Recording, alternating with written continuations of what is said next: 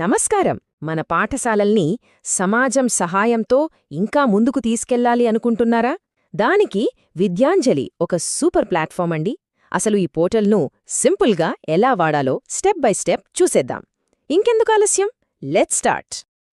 Okay, ఈరోజు మనం ఏం తెలుసుకోబోతున్నామంటే, ఫస్ట్ విద్యాంజలి అంటే ఏంటి, నెక్స్ట్ స్కూల్ని ఎలా రిజిస్టర్ చేయాలి, ఆ తర్వాత మనకు ఏం కావాలో ఎలా అడగాలి, వాలంటీర్లతో ఎలా కనెక్ట్ అవ్వాలి, అండ్ ఫైనల్గా సక్సెస్ అవ్వడానికి కొన్ని ఇంపార్టెంట్ టిప్స్.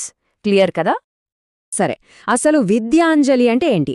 సింపుల్గా చెప్పాలంటే, మన స్కూల్స్కి హెల్ప్ చేద్దామనుకునేవాళ్లు చాలామంది ఉంటారు కదా మన చుట్టూ. వాళ్లని, మన స్కూల్స్ని రెండింటినీ కలిపే ఒక బ్రిడ్జ్ అన్నమాట. దీనివల్ల మన పిల్లల చదువుల క్వాలిటీ ఇంకా పెరుగుతుంది. ఈ ప్రోగ్రాంని సెప్టెంబర్ 2021లో మొదలుపెట్టారు. దేనికోసం? మన దేశంలోని గవర్నమెంట్ ఎయిడెడ్ స్కూల్స్ని స్ట్రాంగ్ చేయడానికే. ఇది జస్ట్ ఒక ప్రోగ్రాం అనుకుంటే పొరపాటే. సమాజం సపోర్ట్తో మన స్కూల్స్ని మనమే డెవలప్ చేసుకునేందుకు ఇదొక పవర్ఫుల్ టూల్. అంటే ఇప్పుడు మన స్కూల్కి వాలంటీర్స్ కావాలి, లేదా కొన్ని కంప్యూటర్లు అవసరం, లేదంటే క్లాస్ రూమ్ రిపేర్లున్నాయనుకుందాం. వీటన్నింటినీ మనం ఒకే చోట అడగొచ్చు. అండ్ బెస్ట్ పార్ట్ ఏంటంటే, ఇదంతా ఆన్లైన్లో చాలా ట్రాన్స్పరెంట్గా జరిగిపోతుంది. ఇక్కడ ఈ ఇమేజ్ చూసారంటే మనకు క్లియర్గా అర్థమవుతుంది. ఒకవైపు గవర్నమెంట్, మరోవైపు మన సమాజం అంటే వాలంటీర్లు.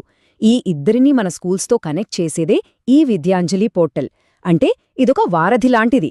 అల్టిమేట్గా బెనిఫిట్ అయ్యేది మన స్కూల్సే. ఓకే, థియరీ బాగుంది. మరి ప్రాక్టికల్గా ఏం చేయాలి? ఈ అవకాశాన్ని మనం ఎలా వాడుకోవాలి? మన స్కూల్ని ఈ పోర్టల్లో ఎలా యాడ్ చేయాలో ఇప్పుడు చూద్దాం. అయితే రిజిస్ట్రేషన్ స్టార్ట్ చేసే ముందు ఒక చిన్న పని. ఈ 5 విషయాలు రెడీగా పెట్టుకోండి. ప్రాసెస్ చాలా స్మూత్గా అయిపోతుంది. అన్నింటికన్నా ముఖ్యమైనది UDIC కోడ్. ఇది మన స్కూల్కి ఉండే యునీక్ నంబర్. ఇది కరెక్ట్గా ఎంటర్ చెయ్యకపోతే రిజిస్ట్రేషన్ అక్కడే ఆగిపోతుంది. సో చాలా కేర్ఫుల్గా ఉండాలి. ప్రాసెస్ అంతా ఈ 5 సింపుల్ స్టెప్స్లో ఉంటుంది. ఇప్పుడు ఒక్కొక్క స్టెప్ని డీటెయిల్డ్గా చూద్దాం.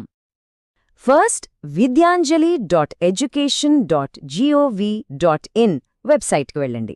మీకు ఇలా హోమ్ పేజ్ కనిపిస్తుంది. పైన రైట్ సైడ్ కార్నర్లో లాగిన్ లేదా రిజిస్టర్ అని ఉంటుంది కదా, అది క్లిక్ చేయాలి. ఆ తర్వాత స్కూల్ రిజిస్ట్రేషన్ ఆప్షన్స్ సెలెక్ట్ చేసుకోవాలి. అంతే, ప్రాసెస్ స్టార్ట్ అయినట్టే. మన డీటెయిల్స్ అన్నీ ఇచ్చాక మన మొబైల్కి ఒక ఓటీపీ వస్తుంది. దాన్ని ఎంటర్ చేసి వెరిఫై చెయ్యాలి. ఆ తర్వాత మన ప్రొఫైల్ని సబ్మిట్ చేస్తాం. అప్పుడు అధికారులు మన అప్లికేషన్ని చూసి అప్రూవ్ చేస్తారు. ఒక్కసారి అప్రూవల్ వచ్చిందంటే చాలు, మనం రిజిస్టర్ చేసిన మొబైల్ నంబర్ లేదా ఈమెయిల్ ఐడీనే మన యూజర్ ఐడీ అవుతుంది. దాంతో లాగిన్ అయిపోవచ్చు. కంగ్రాట్స్! మన స్కూల్ ఇప్పుడు విద్యాంజలి ప్లాట్ఫామ్లో యాడ్ అయిపోయింది. అసలు మ్యాటర్ ఎక్కడ్నుంచే మొదలవుతుంది. మన స్కూల్కి ఏం కావాలో, వాటిని కరెక్ట్గా ఎలా అడగాలో ఇప్పుడు తెలుసుకుందాం. బేసిక్గా మనం 2 రకాల హెల్ప్ అడగొచ్చు. ఒకటి సర్వీసెస్, అంటే వాలంటీర్ల సేవలు, వాళ్ల టాలెంట్, వాళ్ల టైం అనిమాట. రెండోది అసెట్స్, అంటే మన స్కూల్కి అవసరమైన వస్తువులు, ఎక్విప్మెంట్. సర్వీసెస్లో ఏమేమడగొచ్చో చూడండి. పిల్లలకి స్పెషల్ క్లాసులు చెప్పడం, ఆర్ట్ లేదా మ్యూజిక్ నేర్పించడం, కెరీర్ గైడెన్స్ ఇవ్వడం, ఇలా వాలంటీర్ల దగ్గరున్న ఏ స్కిల్నైనా మనం రిక్వెస్ట్ చెయ్యొచ్చు. ఇక అసెట్స్ విషయానికి వస్తే, స్కూల్కి కంప్యూటర్లు కావాలన్నా, స్పోర్ట్స్ మెటీరియల్ కావాలన్నా, క్లాస్ రూమ్కి చిన్న చిన్న రిపేర్లున్నా, చివరికి పిల్లలకు స్టేషనరీ కావాలన్నా సరే మనం రిక్వెస్ట్ పోస్ట్ చెయ్యొచ్చు. ఓకే, మనం రిక్వెస్ట్ పెట్టేశాం.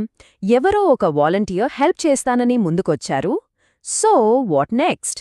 వాళ్లతో మనం ఎలా కోఆర్డినేట్ చేసుకోవాలి? ఆ ప్రాసెస్ ఏంటో చూద్దాం.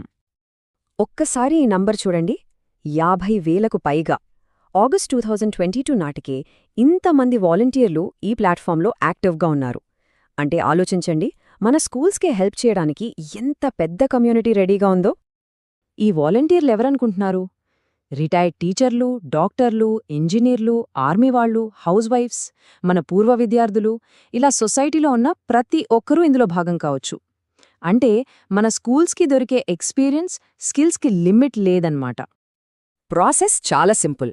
మన డాష్బోర్డ్లో రిక్వెస్ట్ చెక్ చేస్తాం, వాలంటీర్తో మాట్లాడి టైం ఫిక్స్ చేసుకుంటాం, వాళ్ళు పని చేస్తున్నప్పుడు చూసుకుంటాం, పని అయిపోగానే కంప్లీటెడ్ అని మార్క్ చేస్తాం. ఈ లాస్ట్ స్టెప్ చాలా ఇంపార్టెంట్, అస్సలు మర్చిపోవద్దు, ఎందుకంటే అప్పుడే మన డాష్బోర్డ్ అప్డేట్ అవుతుంది. సరే, మనం ఆల్మోస్ట్ ఎండింగ్కొచ్చేసాం.